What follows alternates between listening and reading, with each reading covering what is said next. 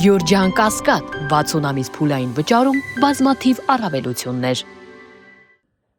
Հարգելի հայրենակիցներ, քիչ առաջ հակակոռուպցիոն դատարանում ավարտվել է նաև Գեղամ Զաքարյանի կալանավորման վերաբերյալ միջնորդության քննությունը։ Հիշեցնում եմ, Գեղամ Զաքարյանը այն նույն անձն է, որ Արտուր Ավանեսյանի գործով մեղադրվում է ընտրակաշարք ստանալու մեջ։ Հակակոռուպցիոն դատարանը որոշել է քննիչի ներկայացրած միջնորդությունը բավարարել մասնակի եւ Գեղամ Զաքարյանի նկատմամբ նշանակել տնային կալանք 2 ամիս ժամկետով, այդ ընթացքում սահմանափակելով նաև վերջինիս շփվելու իրավունքը բոլոր անձանց հետ, բացառությամբ մերձավոր ազգականների։ Դատարանի որոշումը դեռ չեմ ստացել եմ միայն քաղվածքը, բայց միայն քաղվածքի ուսումնասիրությունը, այսինքն որոշման եզրափակիչ մասի ուսումնասիրությունը բավարար է դատարանի որոշումը գնահատելու կամ որակելու որպես ակնհայտ անհիմն, ապօրինի եւ անօրինական, ինչու, որովհետեւ դատարանը ներկայացվել մի այնպիսի միջնորդություն, որ պետք է մերժվեր առհասարակ հիմնավոր կասկածի բացակայության հիմքով։ Հիշեցնում եմ, որ ձայնագրությունների Գեղամ Զաքարյանը իբրև թե ընտրակաշարքի դիմաց, ինչ որ անորոշ կատեգորիայի ընտրակաշարքի դիմաց տվել է իր եւ իր ընտանիքի անդամների ձայնը ուժեղ Հայաստան կուսակցության օգտին տալու խոստում, այն դեպքում, երբ որ պարզվել է, որ Գեղամ Զաքարյանի ընտանիքի անդամներից 4-ը, այսինքն բացի իրենից մնացածը, չունեն անգամ Հայաստանի Հանրապետության քաղաքացիություն եւ օժտված չեն անգամ պասիվ ընտրական իրավունքով, այսինքն նրանք անգամ ձայն տալու իրավունք չունեն եւ որևէ դաշինքի կամ կուսակցության օգտին քվեարկելու հնարավորություն սպասվելիք ընտրություններով չեն ունենալու։ Ոչ միայն չունեն քաղաքացիություն, այլ անգամ չեն էլ դիմել քաղաքացիության համար։ Հանդիսանում են Արցախյան հանրապետության քաղաքացիներ եւ քաղաքացիություն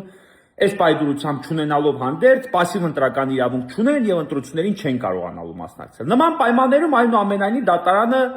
հիմնավոր կասկածի գոյությունը համարել է հաստատված։ Ես անգամ կալանավորման հիմքերի բացակայության մասին չեմ ցանկանում խոսել, ես անգամ առհասարակ խափամմիջոցի կիրառման հիմքերի բացակայության մասին չեմ ցանկանում խոսել, այլ խոսում եմ միայն հիմնավոր կասկածից։ Կարծում եմ այդ ձայնագրությունները բոլորիդ համար լսելի էր, իդեպ միջնորդության մեջ այդ ձայնագրությունը զետեղվել կամ բովանդակվել է լրիվ կարծես թե տառասխալներով կամ անհասկանալի ինչ-որ ձևաչափով, այնտեղ խոսքը չի համընկնում զետեղված բովանդակությանը, բայց սա էլ դնենք մի կողմ, բայց ըստ ձայնագրությունների Գեղամ Զաքարյանը ընդամենը ասել է, որ լինելու է Արտուր Ավանեսյանի հետ, լինելու է ուժեղ Հայաստան կուսակցության օգտին, հանուն ուժեղ Հայաստանի եւ այլն, վերջում ավելացնելով, որ հույսով է, որ կարողանալու է մի աշխատանք գտնել։ Ինչին Արտուր Ավանեսյանը պատասխանել է, որ աշխատանքեր կգտնես, ամեն ինչ լավ կլինի,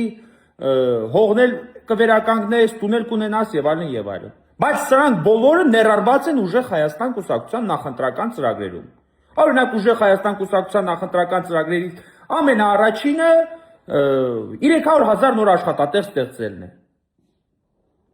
Կամ 20,000 ընտանիքի բնակարանով ապահովելն է։ Եվ նման պայմաններում ստացվում է, որ Գեղամ Զաքարյանը ընդամենը ասել է դուք կատարելու եք ձեր նախընտրական խոստումը, ինչի պատասխան կուսակցության մասնակիցը ասել է, որ այո, մենք կատարելու ենք, ամեն ինչ լավ է լինելու, եթե ընտրվենք։ Այսքան բան։ Ես սրա պատճառով մարդուն հասցեագրում կամ մեղադրում են քրեական օրենսգրքի 218-րդ հոդվածով նախատեսված հանցակազմ, միջին ծանրության հանցակազմ, նրան տանուն դատարան կալանավորման նպատակով եւ փառք Աստծո գոնե կարողացանք հասնել նրան, որ Գեղամ Զաքարյանի նկատմամբ նշանակվեց ոչ թե բանտային, այլ տնային կալանք։ Բայց այս ընթացքում Արցախից տաղահանված, Արցախից բռնագաղթած 5 հոգուց բաղկացած ընտանիքի միակ խնամակալը ստիպած է լինելու զրկված լինելով աշխատանքի, ստիպած է լինելու մնալ տանը, որևէ անձի հետ չշփվել, որևէ գործողություն չձեռնարկել։ Այն դեպքում, երբ որ անձը 3 պատերազմի մասնակից է, 2 անգամականի պայթյունի հետևանքով ստացել է ծանր վիրավորումներ, ամբողջ արմինը բեկորային վնասվածքներով, մարմնում կան անգամ տարբեր բեկորներ, եւ ընդամենը ինչ է ասել, որ ասել է լինելու է ուժեղ Հայաստանի հետ եւ իր մարտական ընկեր Արտուր Ավանեսյանի հետ։ Սկզբում կրկնում եմ, վերջինս հայտարարում է առանց որևէ բավերապակ, առանց որևէ նախապայմանների հայտարարում է, որ լինելու է ուժեղ Հայաստան կուսակցության հետ։ Եվ հետագայում հավելում, որ ի թիվս այլոց ակնկալում է, որ ապագայում ունենալու է աշխատանք։ Այսինքն այնպիսի ակնկալիք ունի, որ ներառված է կուսակցության նախընտրական ծրագրերում։ Մինչդեռ հակակոռուպցիոն կոմիտեն այս ամեն ինչը մեկնաբանում է, որ վերջինս հողամասի տուն տան եւ աշխատանքի դիմաց խոստում է տվել իր եւ իր ընտանիքի անդամների ձայները տալ ուժեղ Հայաստան կուսակցության օգտին։ Այսինքն ստացվում է, որ Գեգամ Զաքարյանը ընդունել է մոտ 30-35 միլիոն ՀՀ դրամի կաշառքի խոստում է տվել, կաշառք ստանալու համաձայնություն է տվել, որպեսզի ընդամենը 5 հոգու ձայն տա ուժեղ Հայաստան կուսակցության օգտին, որից այդ 5 հոգուց 4-ը անգամ ընտրելու իրավունք չունեն։ Այսպիսի աբսուրդային պայմաններում մենք ունեցանք հիմնավոր կասկածի արձանագրում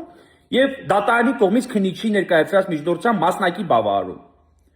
Որն է այստեղ ընտրակաշառքը, որտեղ է այստեղ ընտրակաշառքի առարկան, կոնկրետայնությունը ընդհանրապես չկա։ Միջնորդություն, որ քննիչը դատարանում, չգիտեմ,